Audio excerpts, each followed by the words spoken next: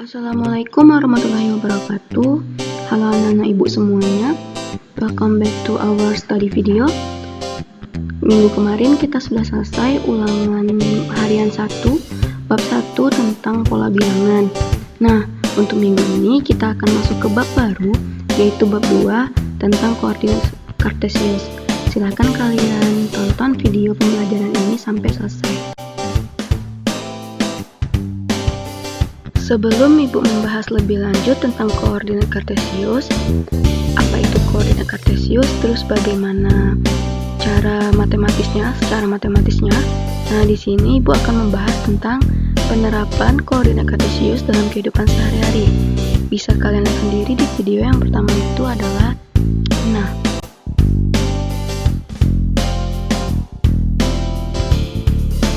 untuk denah sendiri, kalian sudah tahu kan apa itu denah? Nah, dalam kehidupan sehari-hari, kita sudah sering menemukan yang bagaimana bentuk denah itu. Denah ini memiliki fungsi untuk memudahkan kita dalam mencari sesuatu seperti lokasi atau tempat.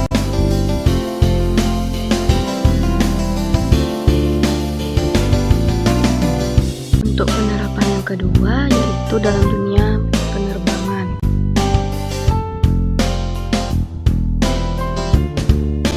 Maksudnya seperti ini. Coba kalian pikirkan bagaimana seorang pilot bisa menerbangkan pesawatnya tanpa bertabrakan satu sama lain. Terus, bagaimana juga si pilot telah mengetahui bahwa pesawat yang dia kemudikan sudah sampai di tempat tujuan. Nah, hal ini disebabkan karena pesawat telah dilengkapi dengan alat-alat yang canggih. Seperti yang kalian lihat sendiri di video ini, ada radar untuk pendeteksi, kompas untuk petunjuk arah, radio untuk alat komunikasi. Nah, dari sinilah seorang pilot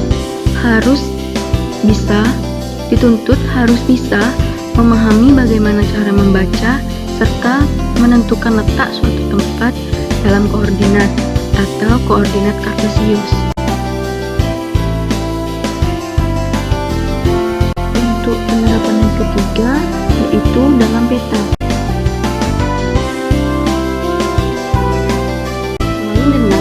Sudah dibahas sebelumnya, peta juga sering kita temukan. Nah, seperti dalam pelajaran ilmu sosial atau IPS juga sering disebutkan, seperti peta suatu provinsi atau peta suatu negara.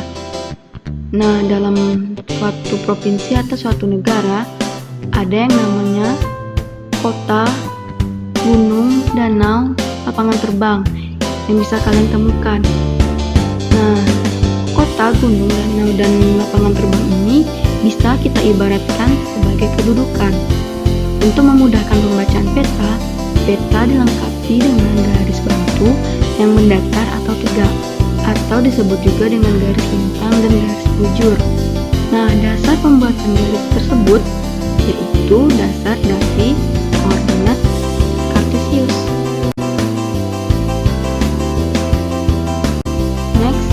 Kita akan membahas perkenalan dari koordinat atau pendahuluannya. Kita masuk dulu ke sistem koordinat, di mana memiliki pengertian yaitu suatu cara untuk menentukan tempat kedudukan suatu titik atau benda, baik pada bidang datar atau R2, R kuadrat, maupun pada ruang atau R3 atau R pangkat 3.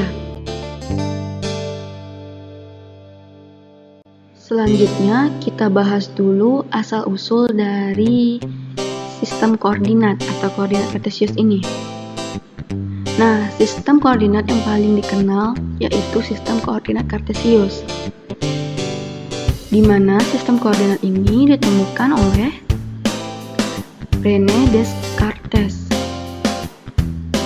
Beliau merupakan seorang filsuf dan matematikawan Prancis, di mana ia membuat suatu sistem koordinat yang disebut dengan chart, yaitu diagram kartesius.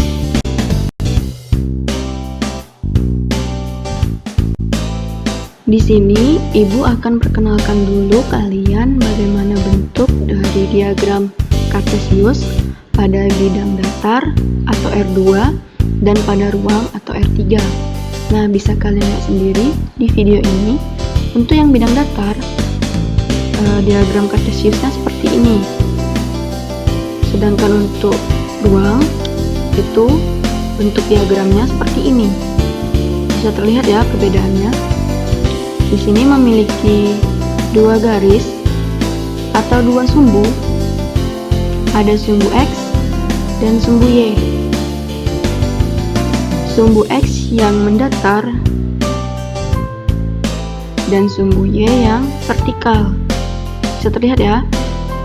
Terus untuk yang R3-nya ada 3 sumbu. Sumbu X yang ke bawah seperti ini. Terus sumbu Y dan yang terakhir sumbu X. Nah, di sini untuk masing-masing sumbu itu ada namanya. Untuk sumbu X itu namanya absis. Terus sumbu Y itu namanya ordinat. Sumbu Z itu namanya aplikat. Terus ada lagi satu lagi titik pusat dari kedua sumbu atau ketiga sumbu. Itu titik O yang ini. Nah, itu disebut dengan origin.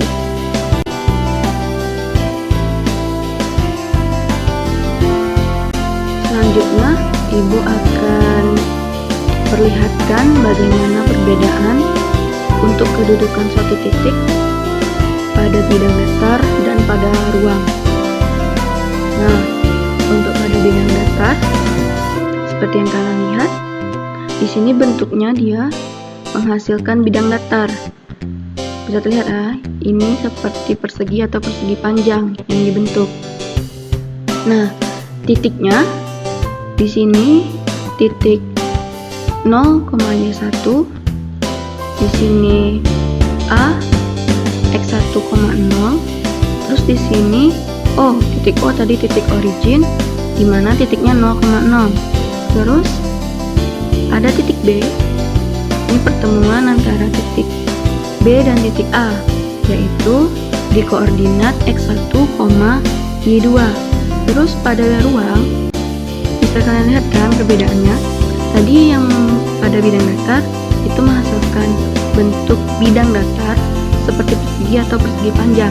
Nah, kalau pada ruang kita bahasnya sudah ke ruang, atau di sini terlihat bentuk yang dihasilkan yaitu seperti balok. Ada titik ini, terus titik ini. Nah, titik O sama seperti yang pada bidang datar tadi, itu titiknya 0,0,0 karena di sini sudah berbicara 3 sumbu, jadi ada 3. Kalau yang tadi masih 2. Terus yang merah satu lagi, itu titik P. Ini merupakan pertemuan dari titik ini, sama titik ini, yaitu di koordinat x1, y1, z1. Sekarang untuk kalian yang masih di jenjang SMP, kita materinya untuk koordinat kartesius itu hanya pada bidang datar atau R2. Sekarang Ibu perkenalkan dulu apa itu koordinat. Koordinat adalah pasangan bilangan x, y dengan x dan y itu bilangan real. Bilangan real bisa berupa bilangan bulat maupun bilangan pecahan, atau yang bentuknya juga bisa seperti desimal. Nah, titik x, y dapat diketahui posisi atau kedudukannya menggunakan sumbu x dan sumbu y serta titik asalnya. Bisa kalian lihat di video. Seperti tadi, inilah bentuk dari koordinat kartesius pada bidang datar. Nah, ini sumbu x dan ini sumbu y. Nah, ada tanda positif. Positif ini bisa dijawab atau bisa terjawab di slide selanjutnya. Oke, disinilah kenapa tadi ada tanda positif di sumbu x dan sumbu y-nya. Coba perhatikan, jika sumbu x dan sumbu y kita perpanjang garisnya, maka diperoleh seperti gambar ini.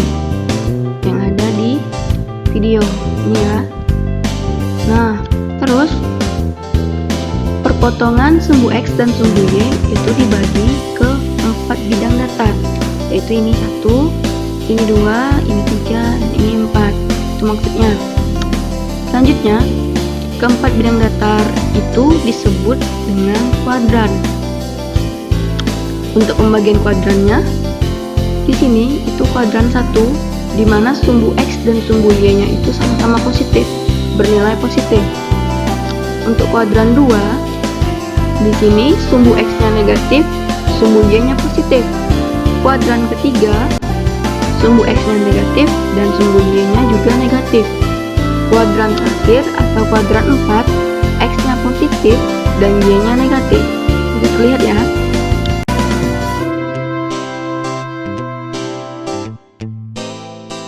Inilah maksud dari positif dan negatif dari sumbu tadi.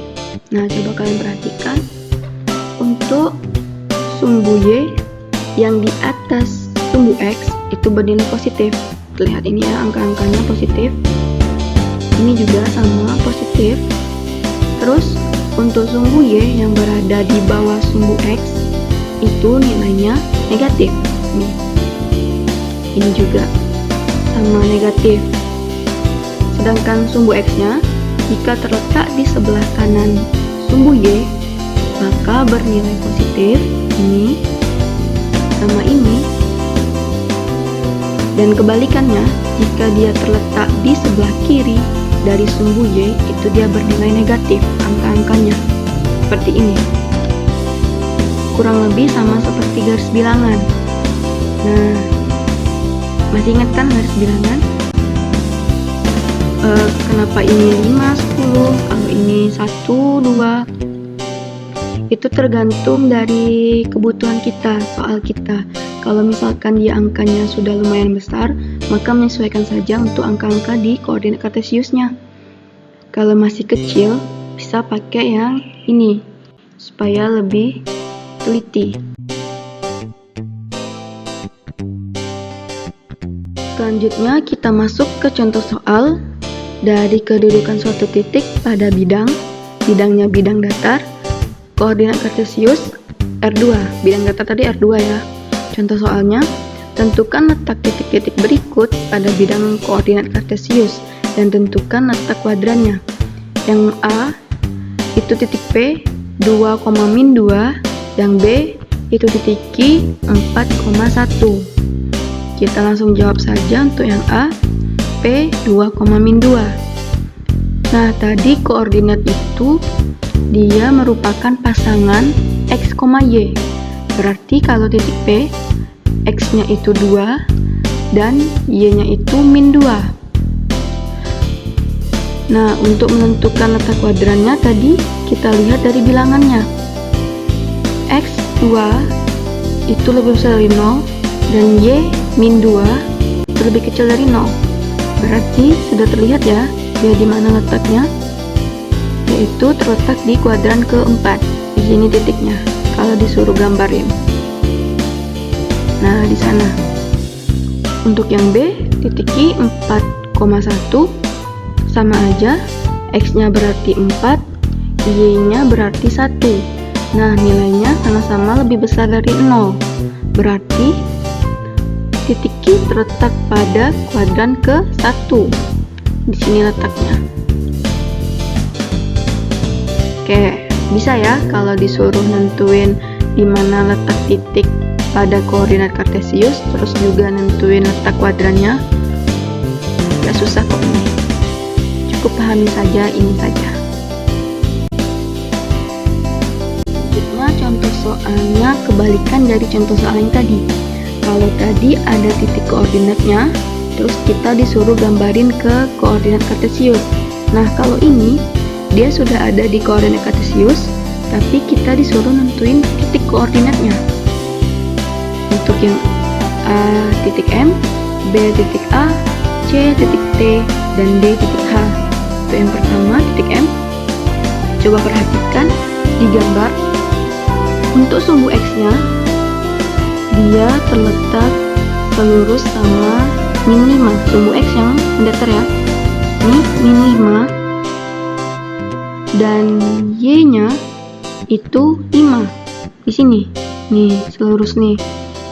Berarti titik M itu berada di koordinat min 5,5. Ingat ya, X dulu baru Y.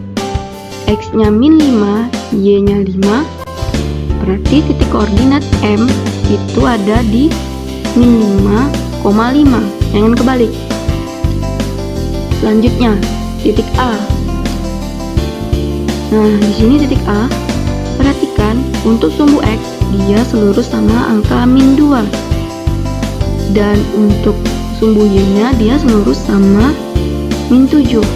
Berarti koordinatnya itu min 2,7.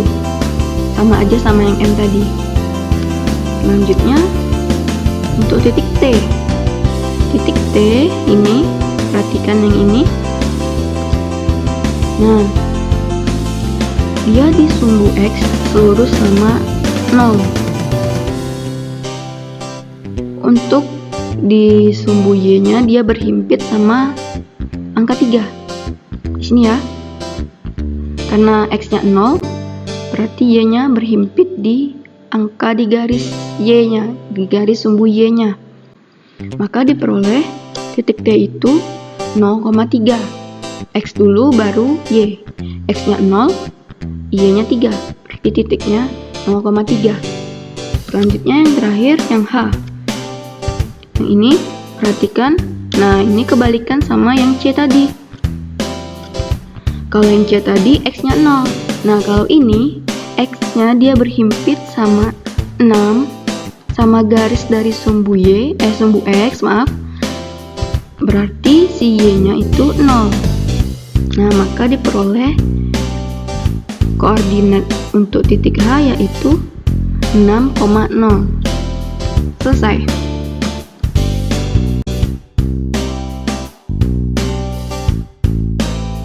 Selesai untuk pembahasan materi pertemuan hari ini. Sama seperti bab sebelumnya, masih sama. Silakan semua materi hari ini dirangkum ke catatan masing-masing. Rangkumannya hanya bagian yang penting saja. Jadi lebih baik kalian tonton dulu full version dari video ini. Tapi ingat, ini banyak yang ibu temuin pada tugas proyek di bab 1. Catatan kalian, rangkuman kalian itu bukan hanya judul dari materinya saja, tapi pemahaman kalian tentang materi yang ada di video. Jadi jangan cuma catat, misalkan yang kayak yang kemarin, pola penjumlahan pada barisan bilangan, hanya itu yang dicatat. Penjelasan di bawahnya gak ada. Nah, besok ibu nggak mau lagi ada yang seperti itu. Jadi silakan dicatat materinya berdasarkan pemahaman kalian.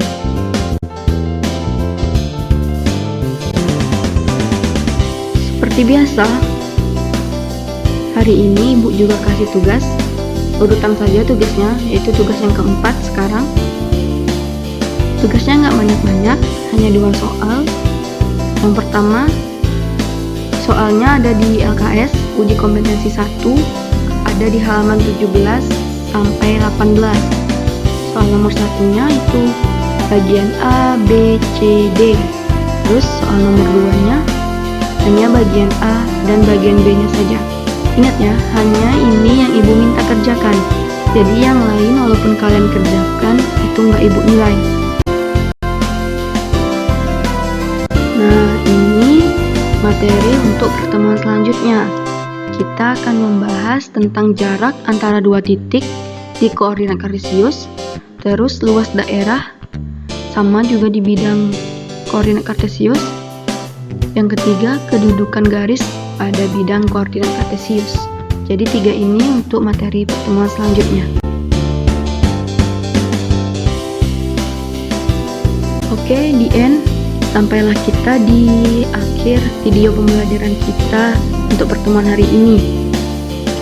Nah, ibu harap kalian paham dengan apa yang ibu jelaskan di video pembelajaran ini. Tapi jika ada yang kurang paham, silakan tanyakan saja di grup WA, jangan di Japri. Jadi kawan-kawan yang lain juga bisa tahu apa yang kalian kurang paham. Jadi mereka juga lebih tahu. Ibu ucapkan terima kasih banyak atas perhatiannya.